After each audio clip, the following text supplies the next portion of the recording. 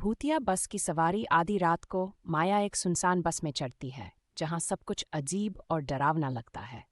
जैसे जैसे बस आगे बढ़ती है, माया को महसूस होता है कि यह सफ़र सामान्य नहीं है, बल्कि किसी रहस्य और भयानक डर की ओर जा रहा है।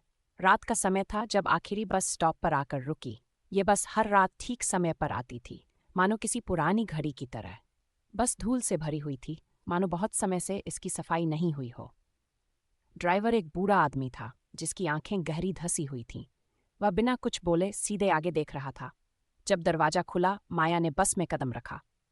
उसे अंदर आते ही अजीब सा डर महसूस हुआ, जैसे कुछ सही नहीं था। लेकिन उसके पास और कोई रास्ता नहीं था। उसकी गाड़ी खराब हो गई थी और इस सुनसान इलाके में बस ही उसका आखिरी सहारा था। माया ने चारों तरफ देखा, बस पूरी तरह खाली थी। उसने राहत की सांस ली, लेकिन यह खालीपन भी कुछ अजीब सा महसूस हो रहा था। सीटें फटी हुई और पुरानी थीं। बस के अंदर की रोशनी हल्की हल्की थी और परछाइयां दीवारों पर अजीब ढंग से हिल रही थीं। माया बस की बीच वाली सीट पर बैठ गई। जैसे ही बस चलने लगी, उसकी घबराहट थोड़ी बढ़ने लगी। बस का इंजन जोर से गड़गड़ा रहा था, लेकिन बाहर की कोई आवाज़ सुनाई नहीं दे रही थी। तभी उसे कुछ अजीब महसूस हुआ। बस के अंदर की हवा अचानक बहुत ठंडी हो गई, इतनी कि उसके शरीर में ठंड घुसने लगी। माया ने खिड़कियों से बाहर देखा, लेकिन कुछ भी नहीं दिख रहा था। न सड़क, न रोशनी, मानो बस किसी अंधेरे शून्य में चल रही हो। माया ने पीछे की सीटों की तरफ देखा। वहां कुछ लोग बैठे थे, या शायद वे लोग नहीं थे। जब माया ने बस में चढ़ते समय देखा था तो कोई नहीं था। अब वहां 5 छायादार आकृतियां बैठी थी। वे बिना हिले डुले बैठे थे। माया को डर लगा और उसने अपनी आंखें बंद कर लीं। तभी बस झटके से उछली और उसे एक हल्की सी फुसफुसाहट सुनाई दी। माया ने ध्यान से देखा और उसकी सांसें थम गईं। उन सभी यात्रियों के चेहरे नहीं थे। जहां चेहरे होने चाहिए थे, वहां सिर्फ सपाट त्वचा थी। उनकी आंखें, नाक और मुंह सब गायब थे। वे सब बिना चेहरों के उसकी तरफ देख रहे थे। माया का दिल तेजी से धड़कने लगा।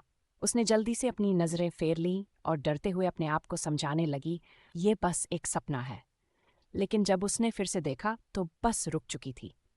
अंदर सन्नाटा था। बस के इंजन की आवाज़ बंद हो गई थी और खिड़कियों के बाहर सिर्फ अंधेरा था। कोई सड़क या रोशनी नहीं दिख रही थी। माया डरते हुए बस के आगे की तरफ दौड़ी और ड्राइवर से पूछा, ये बस क्यों रुकी है? ड्राइवर की आंखें खुली थीं, लेकिन वह पलकें भी नहीं झपका रहा था। जब माया करीब गई तो उसने देखा कि ड्राइवर का चेहरा भी बिल्कुल सपाट था, बिना आंख, बिना मुंह का। माया का दिल जोर से धड़कने लगा। उसे समझ नहीं आया कि वह क्या करे। उसने बस के दरवाजे खोलने की कोशिश की, लेकिन दरवाजा बंद था। खिड़कियां भी नहीं खुल रही थीं। अब वह फंस चुकी थी। अचानक बस के नीचे से एक अजीब सी आवाज़ आने लगी, मानो बस जिंदा हो गई हो। बस में बैठे सभी यात्री धीरे धीरे खड़े हो गए। उनके बिना चेहरों वाले सिर उसकी ओर मुड़ गए थे। माया डर के मारे कांपने लगी। उसने चिल्लाते हुए कहा, तुम लोग क्या चाहते हो? कोई जवाब नहीं आया। बस के यात्री बिना हिले डुले खड़े रहे। तभी बस फिर से चल पड़ी और सभी यात्री अपनी जगह पर बैठ गए, कुछ हुआ ही न हो। माया ने खिड़की से बाहर देखा, लेकिन अब वह दुनिया बदल चुकी थी। बस अब किसी अजीब सी काली जगह में चल रही थी, जहां जमीन भी अजीब से अंधेरे में डूबी थी। दूर दूर तक अजीब लंबी आकृतियां दिखाई दे रही थीं, जो धीरे धीरे इधर उधर घूम रही थीं। तभी बस फिर से रुकी। सामने एक और बिना चेहरा वाला यात्री खड़ा था, हाथ हिला रहा था।